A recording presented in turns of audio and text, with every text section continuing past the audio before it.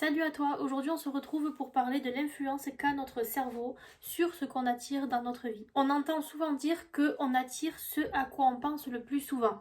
Et c'est vrai, mais dit comme ça peut paraître un peu abstrait. Et l'explication qu'il y a à ça, elle est reliée à la façon dont notre cerveau fonctionne. Alors déjà, il faut savoir que ton cerveau, il envoie constamment des signaux en permanence. Et attention, ce n'est pas à confondre avec les énergies. Ce sont des intentions, des émotions. Et tous ces schémas de pensée influencent directement ce que tu remarques, ce que tu prends comme décision et la manière dont tu réagis à ce qui t'entoure. Quand tu penses souvent à quelque chose, ton cerveau commence à le considérer comme quelque chose d'important. Donc, qu'est-ce qu'il va faire? Il va filtrer toutes les informations qu'il y a autour de toi pour repérer ce qui va dans ce sens. C'est pour ça que quand tu te focalises sur un objectif, tu as l'impression que toutes les opportunités sont là. Mais c'est pas une impression, c'est réel. Sauf que ces opportunités, elles étaient déjà là. C'est juste que tu y prêtais pas trop attention. Il y a aussi l'aspect émotionnel. Ce que tu ressens, ça influence ton comportement. Donc, si tu te nourris beaucoup de pensées négatives, ton corps et ton esprit vont se mettre en mode protection. Ils vont chercher à tout prix à se protéger. Et bien sûr, ce qui suit, c'est que tu te renfermes,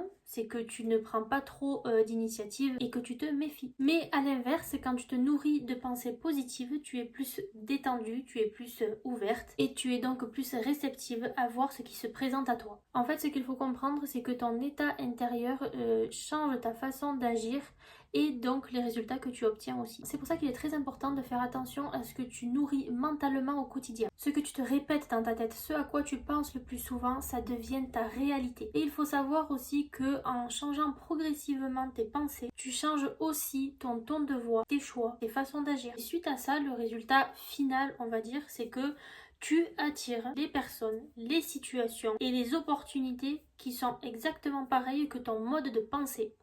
Tu vas penser positif, tu vas attirer des personnes, des situations et des opportunités positives.